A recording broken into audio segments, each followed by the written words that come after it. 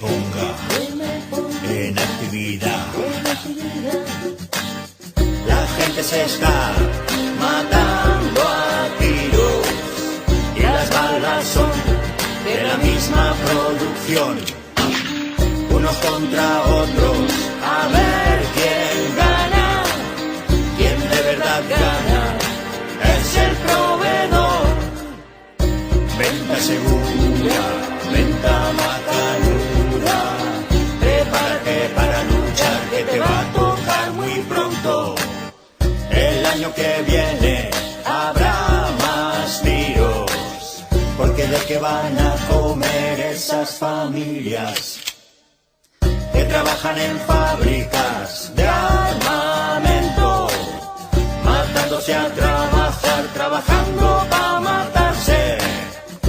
Venta segura, venta macanuda, prepárate para luchar que te va a tocar muy pronto.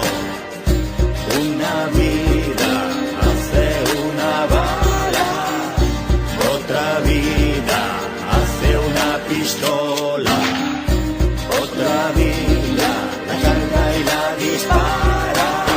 Todos son culpables de su adiós a la vida. Venta segura, venta macanuda, prepárate para luchar que te va a tocar muy pronto. Venta segura, venta macanuda. Sintonía de Radio Clara, Lliure Directe, espacio dedicado a las entrevistas y a vuestra participación. Y como anunciábamos, finalmente vamos a poder hablar hoy con el compañero Ignacio desde el Movimiento de Objeción de Conciencia de Bilbao, a quien ya tenemos a la otra parte del teléfono. Buenos días, Ignacio. Buenos días, ¿qué tal? Por aquí estamos, y digo finalmente porque la audiencia no sabe lo que nos ha costado y lo que nos pasó el otro día, pero lo vamos a dejar ahí para que se lo imaginen. Ignacio, vamos a empezar. Queremos hablar sobre ese juicio a la no violencia que hubo el pasado martes en Bilbao y que eras tú el acusado, si no me equivoco. Sí, así es, fui yo el acusado. Sí. Cuéntanos, primero que nada, ¿por qué juzgaban? ¿Por qué te juzgaban? Sí, a ver, os cuento. Hay que retrotraerse hasta el 6 de diciembre de 2012, que fue cuando el grupo antimilitarista de Bilbao, el Ken Mob, hicimos una acción de protesta contra una exposición que había en aquellos momentos en un centro cívico del Ayuntamiento de Bilbao, una exposición que había de homenaje a un regimiento que está instalado en Vizcaya, y la verdad es que nos parecía una verdadera obscenidad, una barbaridad el que se hiciera un homenaje a un regimiento que se vanagloria de haber tomado parte históricamente en guerras como las de Cuba, como las de Marruecos, de haber reprimido al movimiento obrero y actualmente de estar tomando parte en guerras como las de Afganistán, ¿no? Que de su historia ha estado en guerras que ha habido cientos de miles de muertos y se le hacía un homenaje, ¿no? En cuya inauguración además había tomado parte el Ministerio de Defensa, el jefe del Estado Mayor de la Defensa, el alcalde de Bilbao, y nos parecía que era una verdadera barbaridad. Entonces lo que nos planteamos fue, hacer una protesta dentro de la exposición. A diferencia queríamos ir más allá de hacer una concentración en la puerta, y queríamos ir más allá también de hacer una simple protesta, de lanzar octavillas dentro y tal. Y lo que nos planteamos fue llevarnos un objeto de la exposición para reubicarlo algunos días en el Museo de la Paz de Guernica. Y lo que elegimos fue llevarnos un casco.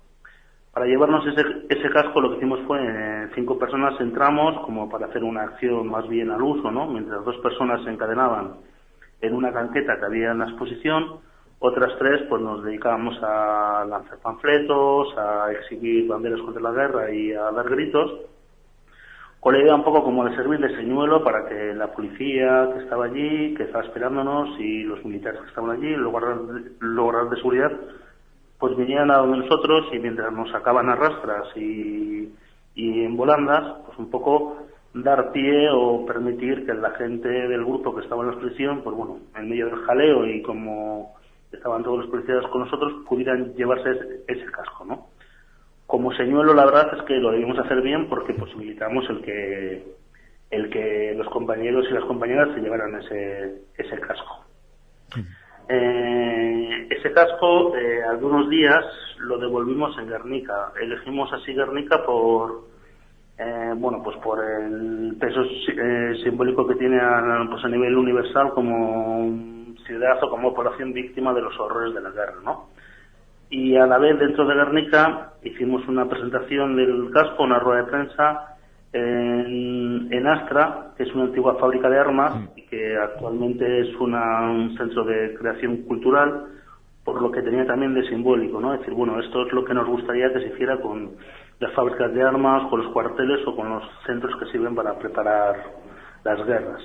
Y posteriormente, acompañados de personalidades del mundo de la universidad, de movimientos sociales y de la cultura, pues lo dejamos en el Museo de la Paz de Guernica, ¿no? También como un poco queriendo simbolizar, es decir, las únicas exposiciones sobre el ejército y sobre las guerras que nos gustaría que se hicieran son aquellas que nos sirvan para recordar las barbaridades que suponen las guerras y para qué sirve de verdad el ejército, ¿no? Que es esto que es para matar y no tanto para hacer para homenajear o para que se vanaglorie el ejército. Sí, el tema... No, y ahora te cuento un poco. Sí, cuenta, sigue, continúa.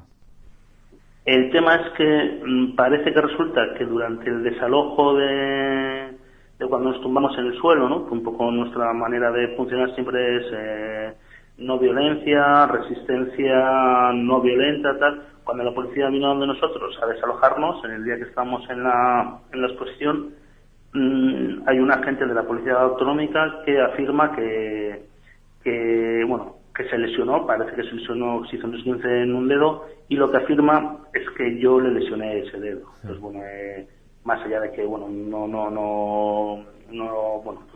no resulta creíble ni porque lo hice, ni porque hay pruebas videográficas que demuestran que no, en principio no entra en nuestra estrategia, ¿no? Pero resulta que lo que ha pasado es que un accidente laboral pues se ha convertido en una denuncia por atentado a la autoridad y por lesiones, y ha llegado hasta este martes al juicio, ¿no? Con una petición fiscal de 3 años de cárcel y varios miles de euros de multa.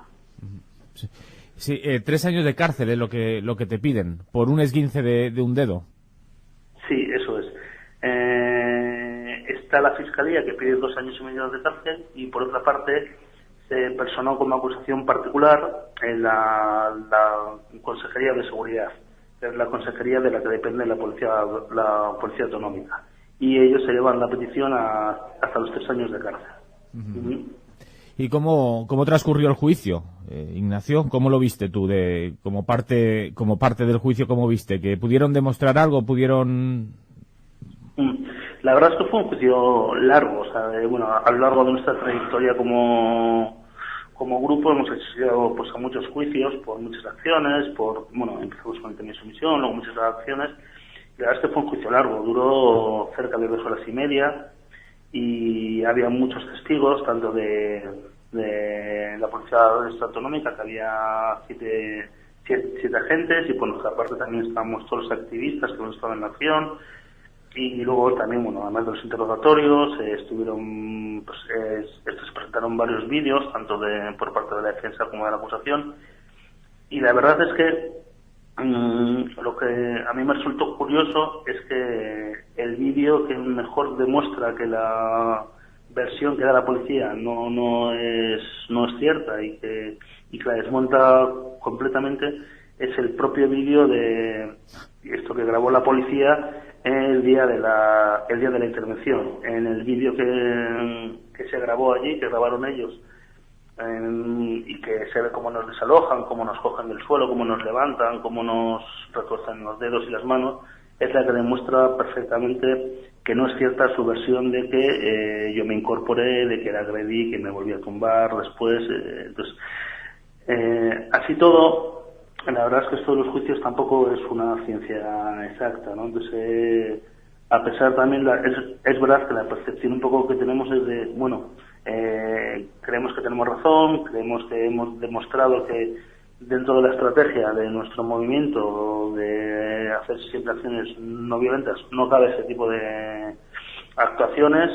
Es cierto que hemos visto que hay vídeos que demuestran que no hicimos lo que dicen, pero tampoco tenemos todas con nosotros y con nosotras de que la solución esté al caer, ¿no? Eso siempre es un poco lotería, estas cosas. Muy bien. Volviendo un poco a la acción, dices que entregasteis el casco al Museo de la Paz de Guernica, pero aparte creo que lo decorasteis un poco, ¿no? Sí, lo que hicimos fue convertir un objeto militar, que era el casco, era un casco de la época de la Guerra Civil, lo convertimos en un objeto antimilitarista. De hecho, uno de los símbolos que se utiliza en el mito antimilitarista es lo que aquí llamamos casculore, no sé cómo lo llamaréis por allí, que es el casco dado la vuelta, relleno de tierra y en el que plantamos una flor. Lo convertimos en una especie de tiesto o de macetero, ¿no? Entonces, así es como lo entregamos, ¿no? Un poco lo que queríamos es simbolizar un poco el tema de la conversión o la voluntad de convertir o de reconvertir los objetos militares en objetos civiles, ¿no? Es decir, lo que nos gustaría hacer con la industria de armamento, con los cuarteles, ¿no? Que se les diera un uso como espacio de uso público o para instalaciones sanitarias o educativas, ¿no? Un poco lo que nos gustaría hacer con todo y por lo menos que se simbolizara en ese casco militar. ¿Cuándo nos has dicho que lo devolvisteis? ¿Hace unos pocos días o después de realizar la acción? Al de 4 o 5 días de la acción. La acción la hicimos el 6 de diciembre del 2012 y el casco lo devolvimos, si no recuerdo mal, el día 11. Sí. O sea, de unos pocos días. La pregunta es para decirte si sabes si continúa el casco por allí o si lo han quitado, lo han recuperado. ¿Cómo se tomaron que le dierais el casco? Bueno, el Museo de la Paz de Guernica les habíamos avisado antes de que lo íbamos a dejar, entonces lo único que hicimos fue dejarlo allí en la entrada y por lo que sabemos, al un rato apareció la Policía Municipal de Guernica y lo recuperaron. Hizo cargo del mismo y por lo que sabemos luego volvió al de unos pocos días a sus dueños.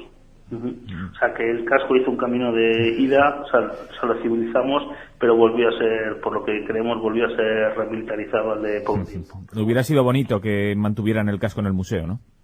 Hubiera sido bonito, sí, porque la verdad es que es un museo que está dedicado al tema de la paz y a hablar del bombardeo de Guernica y está relacionado con la cultura de paz y hubiera sido bonito que ese casco, ¿no? Que de hecho de civilizar ese casco, ¿no? Y reconvertirlo hubiese permanecido ahí para, bueno, más allá de como símbolo, también para dar que hablar de la acción y de lo que suponen estas exposiciones, ¿no? Que se hacen de homenaje al ejército.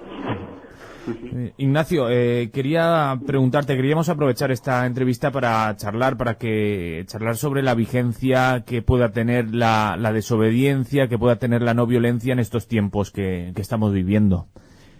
Sí, la verdad es que es otro de los mensajes que hemos lanzado durante el juicio, es decir, más allá de recordar un poco el por qué hicimos la acción, ¿no? Como de denunciar un poco, pues el papel de los ejércitos, de su papel, de su participación en las guerras. Otro de los dos grandes así mensajes que hemos lanzado es el de la validez y de la necesidad de la no violencia, de la acción directa no violenta y de la sociedad civil como herramientas para la transformación social, ¿no? Es decir, nosotros y nosotras llevamos como grupo 35 años optando por la estrategia no violenta, optando por hacer acciones creativas, participativas, pedagógicas, ¿no? De un poco de disrupción o de romper con la normalidad, pues con bloqueos de bases, con allanamientos de instalaciones militares o de fábricas de armas, con mil cosas, con teatros de calle, con acciones como esta. Y yo creo que hoy en día hay que reivindicarlo más que nunca y de hecho creo que ha habido un repunte importante en los últimos años en el Estado español de ese tipo de acciones, ¿no? Desde la eclosión en torno que se dio al 15M, yo creo que ha habido un repunte, sobre todo nos llegan noticias, por ejemplo, se lee en prensa, y ni siquiera en prensa alternativa, que podría ser más predispuesta a recoger ese tipo de acciones, en prensa convencional se ven un montón de acciones que se dan en Madrid, en Cataluña, en Andalucía, pues de un montón de grupos que practican la desobediencia civil, que hacen acciones directas, no violentas, imaginativas, y que dejan en evidencia, pues eso, que la normalidad en realidad es una barbaridad, ¿no? Y cómo dejan con el culo al aire a los poderes públicos, políticos y económicos, ¿no? Yo creo que hoy más que nunca es una acción, es una herramienta a mantener y a impulsar. Sí, quería preguntarte por el tipo de acciones de desobediencia civil no violenta, porque muchas veces queda todo caricaturizado, o queda todo caricaturizado con eso de dar flores a la policía, darle besitos a la policía, y va mucho más allá, ¿no?, la desobediencia civil.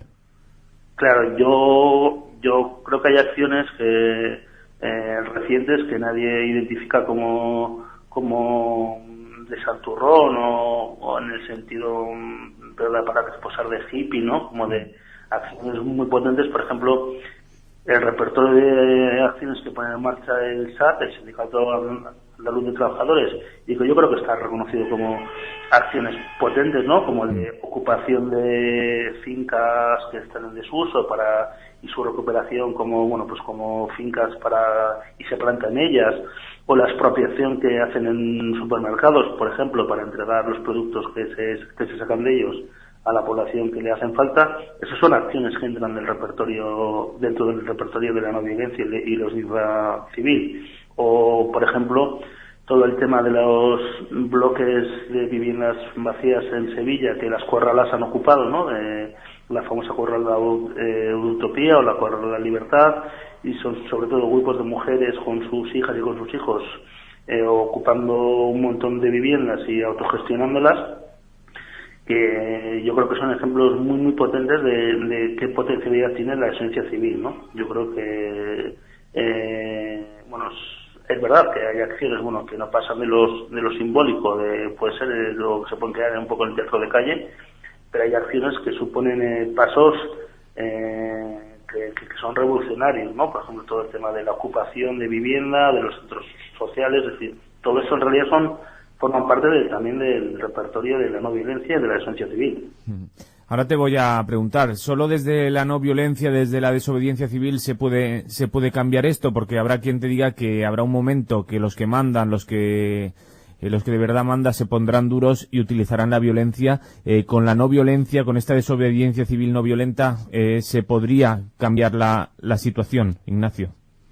Bueno, esto es un debate que yo creo que viene desde los principios del movimiento obrero, ¿no? Yo creo que hay una división en el movimiento obrero en principios de mediados del 19, incluso antes, entre los partidarios y las partidarias de las opciones violentas y de las no violentas, ¿no? Es decir, yo creo que es un debate muy muy antiguo.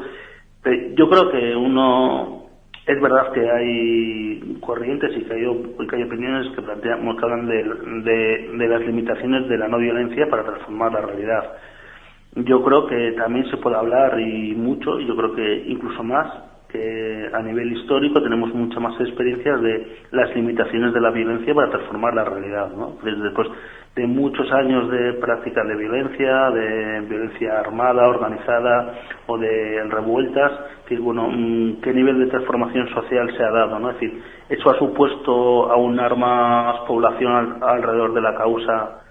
Eso permite incluir a gente nueva, a todo tipo de personas en la lucha. Es decir, yo creo decir, es posible que la no violencia, y de facto tendrá muchas limitaciones, pero tiene muchas potencialidades, y yo creo que una de ellas, por estos ejemplos, es dejar en evidencia que el carácter de las instituciones es fácil, que se soporta solamente en la fuerza bruta, ¿no? En la fuerza bruta, en su ejercicio y en la amenaza de su ejercicio.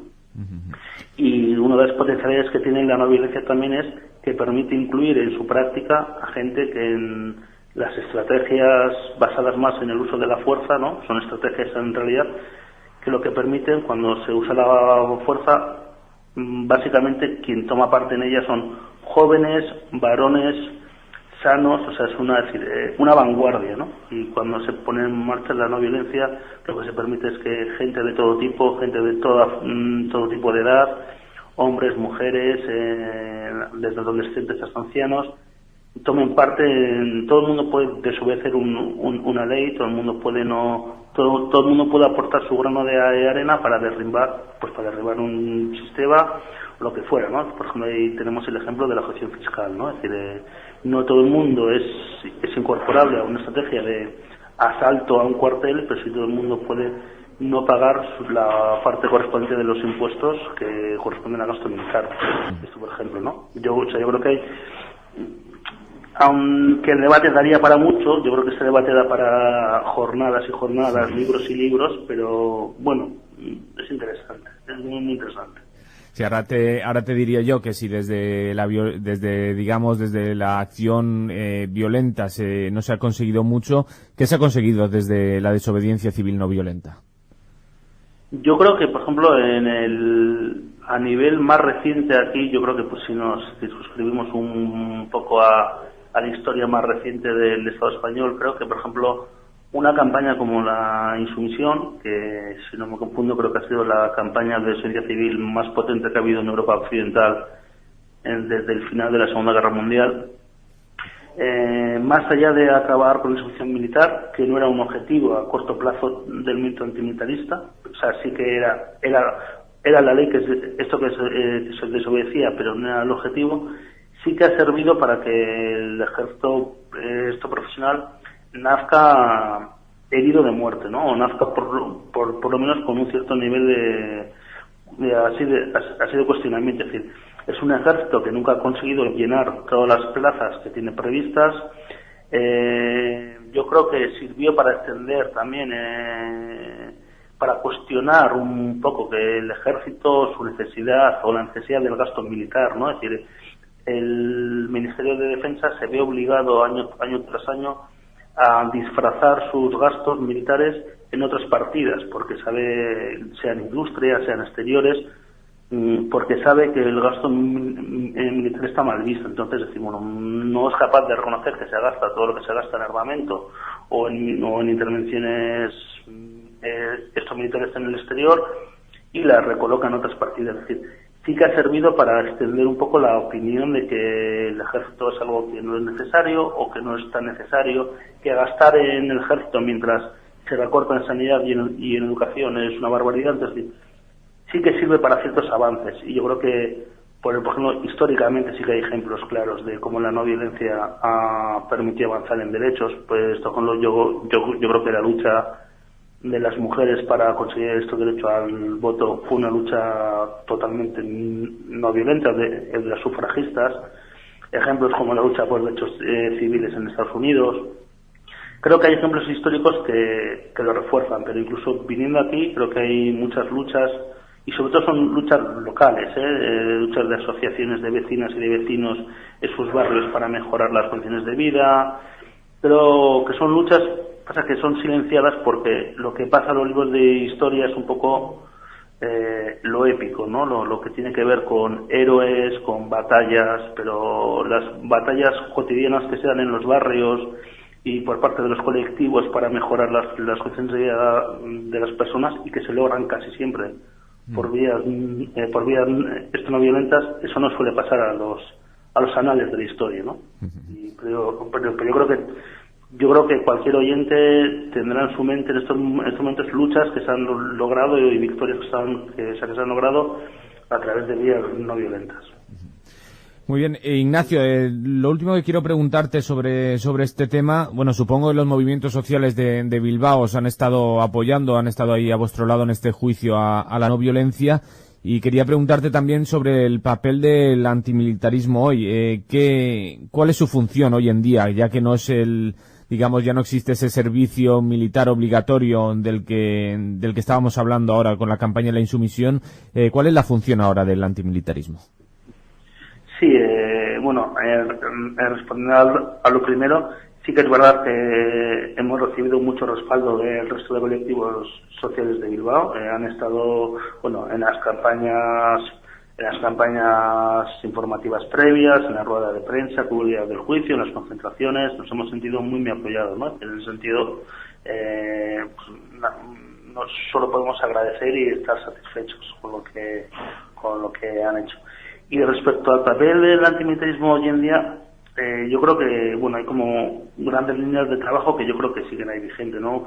Una es visibilizar que la guerra empieza aquí, que las guerras que vemos en la televisión, ¿no? Que la guerra de Siria, que las guerras de África empiezan aquí, ¿no? Empiezan en nuestros cuarteles, ¿no? Desde donde salen las tropas que van a intervenir allí, desde las fábricas de armas que tenemos cerca de nuestras poblaciones, ¿no? De hecho, en Euskadi tenemos mucha fábrica de aeronáutica militar, ¿no? Muchas partes de los componentes de aviones que bombardean países lejanos se hacen aquí, muchos misiles que se lanzan fuera se hacen aquí. Por otra parte también está el de denunciar el gasto militar, ¿no? Es decir, en un contexto de crisis y de recortes, si ya antes el gasto militar era una barbaridad, en un contexto de crisis y de recortes en temas sociales, educativos o sanitarios, el que se mantenga el gasto militar o el gasto policial, el gasto en prisiones, es decir, que se prime el ejercicio de la fuerza y de la represión sobre lo social, es una barbaridad. Entonces, desde ahí es como nuestra labor está en denunciar eso y en proponer alternativas como la gestión fiscal a los gastos militares, ¿no? Es decir, bueno, hay una alternativa que es no pagar ese dinero y destinarlo a proyectos y a programas que de verdad sí que nos defienden, ¿no? Pues son proyectos que luchan por una sanidad para todos y para todas, una educación para todos y para todas, es decir, apostar por ese tipo de proyectos, ¿no?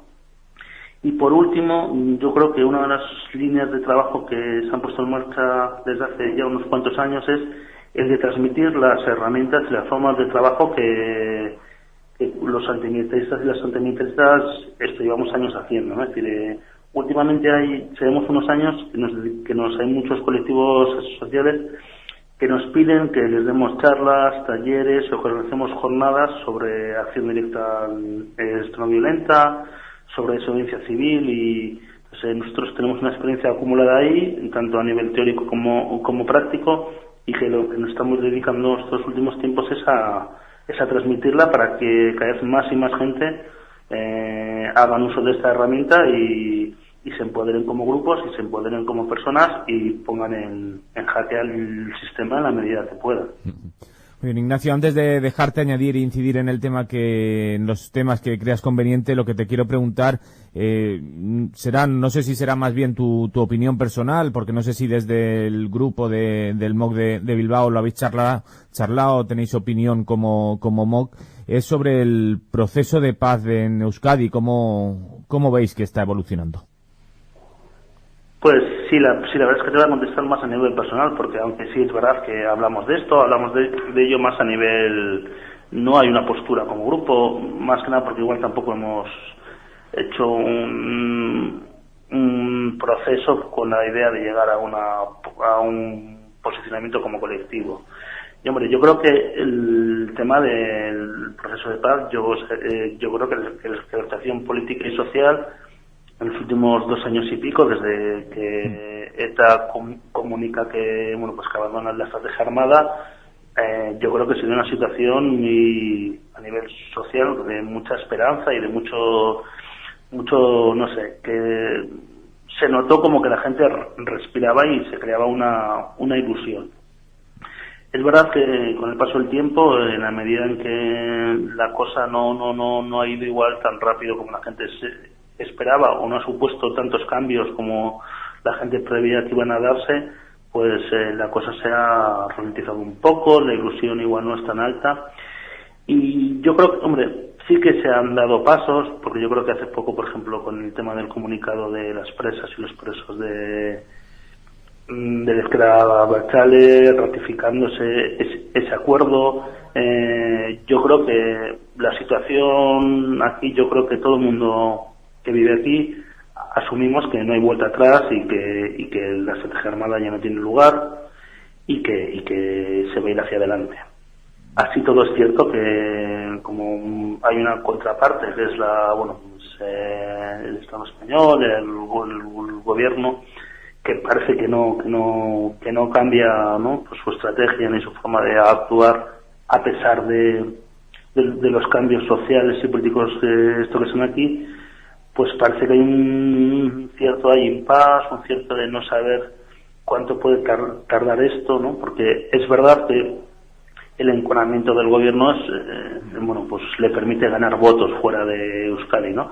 Mientras el PP en Euskadi se va hundiendo poco a poco y se ve que cada elecciones que pasa que va bajando, y la previsión es que siga bajando según todas las encuestas por su posicionamiento en ese tema.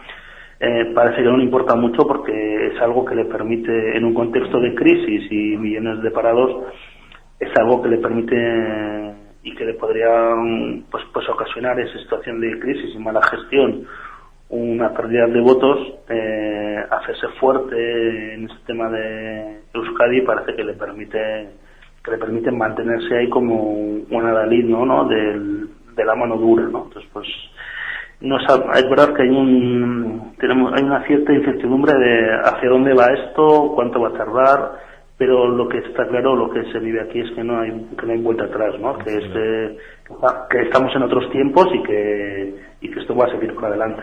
Eso es lo que quería preguntarte, si veías que había posibilidad de marcha atrás o esa posibilidad quedaba ya descartada. No, y por lo que sí, yo creo que esa posibilidad de marcha atrás, yo creo que solo la defienden pues Intereconomía, 13TV y la Fundación FAES, ¿no? Yo creo que es una fantasía que yo creo que se usa como para se señala un fantasma que puede venir para agrupar fuerzas en torno a pues a lo más ultra que pueda haber, ¿no? Pero en realidad yo creo que nadie que vive aquí, ni siquiera los dirigentes del PP que viven aquí, cuando hablan reconocen que hay una vuelta atrás. Es decir, yo creo que todo el mundo, tanto desde una esquina del espectro político al otro, objetivos sociales, gente a nivel de calle, yo creo que está más que asumido que no hay vuelta atrás, que estamos en otro panorama y que no sabemos muy bien a dónde vamos a ir, pero lo que sabemos es que lo que no se va a volver es hacia atrás. O sea, ya estamos en otro panorama, hemos salido y ahora estamos en otro. De hecho, la izquierda Abertzale ha hecho una apuesta por entrar en las instituciones, está en ayuntamientos grandes, está en la Diputación Foral, y su apuesta es la vía institucional. Luego no tiene cabida, no tiene sentido una vuelta atrás hoy en día. Muy bien, Ignacio, no sé, como te decía, no sé si quieres incidir en algún punto, tienes el micro abierto y a tu disposición. No, solo agradeceros el que hayáis llamado y nada, que estamos para cuando queráis. Ahora que ya tenemos localizado el contacto, te molestaremos más a menudo y así de paso vamos vigilando la sentencia también. Un abrazo, encantado. Ignacio, un abrazo y mucha salud. Bueno, vale, agur. Sintonía de Radio Clara, Lliure Directe, espacio dedicado a las entrevistas y a vuestra participación. Escuchábamos a Ignacio, compañero del Movimiento de Objeción de Conciencia del MOC en Bilbao, juzgado por esa acción no violenta que nos contaba al principio de esta entrevista. Continuáis en Lliure Directe en Radio Clara.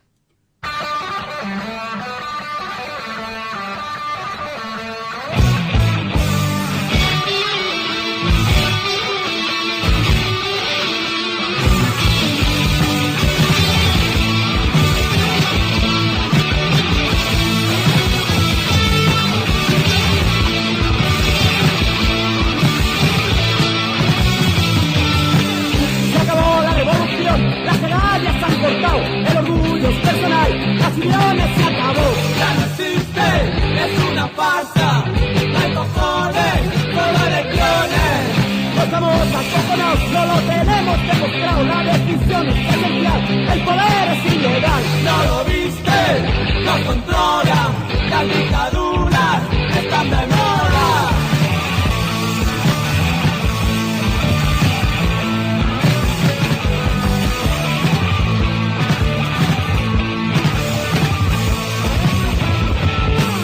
Esta manifestación no tiene nada que envidiar. Desde luego hay multitud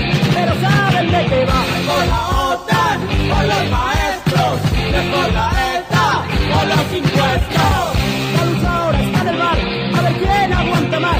Resultado, un error y la culpa no es del alcohol. La violencia, la policía, son hermanas, no son mis primas.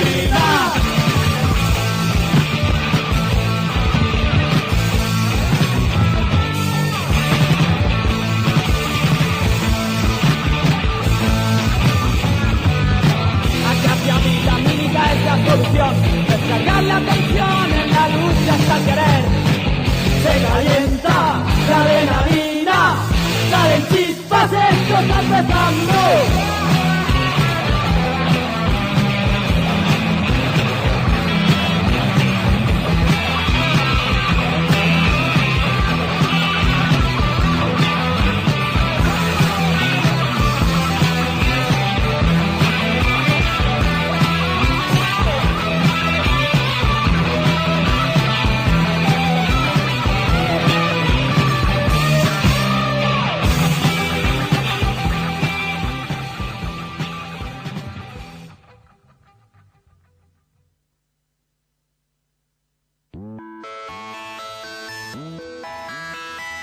Lliure Directe, informació amb rigor des de les 6 del matí. I ara, des de les 10 del matí, entrevistes als estudis, informació local, convocatòries, agenda, participació de l'audiència. Tot això i més al Lliure Directe. Recorda, Lliure Directe, informació amb rigor des de les 6 del matí. A Ràdio Clara, al 104.4 de la freqüència modulada o a les www.radioclara.org.